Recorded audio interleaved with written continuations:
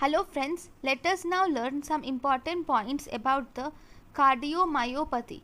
We have three different types of cardiomyopathy, which is dilated cardiomyopathy, restrictive cardiomyopathy, and we have hypertrophic cardiomyopathy. In this class we are going to learn about dilated cardiomyopathy. So in dilated cardiomyopathy you will see the four chambers of the hearts are completely dilated. So what are the causes of this dilated cardiomyopathy? So if we see the etiology, these dilated cardiomyopathy have two main etiologies. One, it can be due to the genetic conditions or it can be due to the toxins. Now in the genetic conditions, if you see, this will include autosomal dominant condition, which is titin mutation. Titin is actually a largest protein.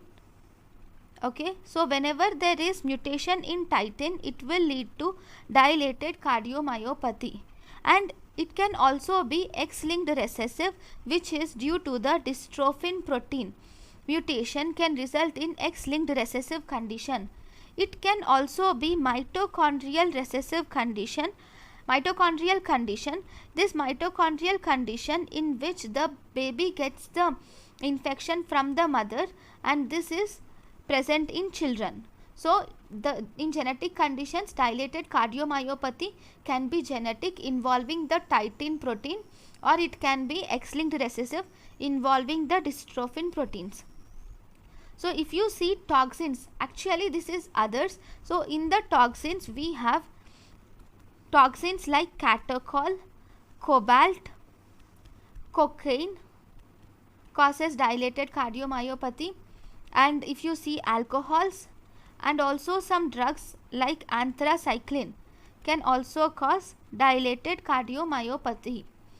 And this dilated cardiomyopathy is also caused by the myocarditis.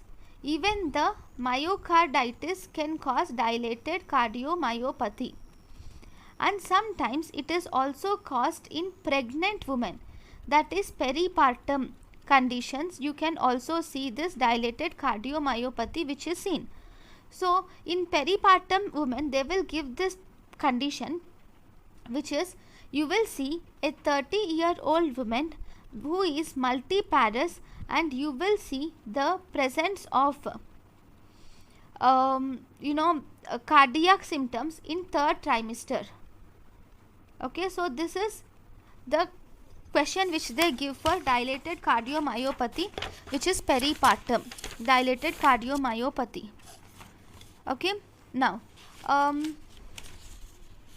so if you see in the dilated cardiomyopathy, you will see that all the chambers of the heart are actually dilated and they become bigger. Okay, now this dilated cardiomyopathy, and because the chambers become bigger and the wall of the heart becomes thinner. Okay, because of the thinned out walls, it becomes difficult for the heart to pump the blood. So because here the difficulty is present in pumping the blood, this type of dysfunction is called as systolic dysfunction.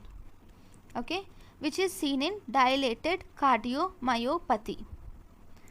So right, so this is about the dilated cardiomyopathy.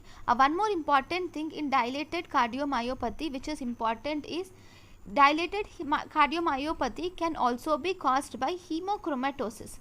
But if you remember, in hemochromatosis there is accumulation of this iron pigment in heart is seen. This can result in both dilated cardiomyopathy and it can also result in restrictive cardiomyopathy, but it most commonly causes dilated cardiomyopathy. So this is one important question. So this is about the cardiomyopathy. Thank you for watching.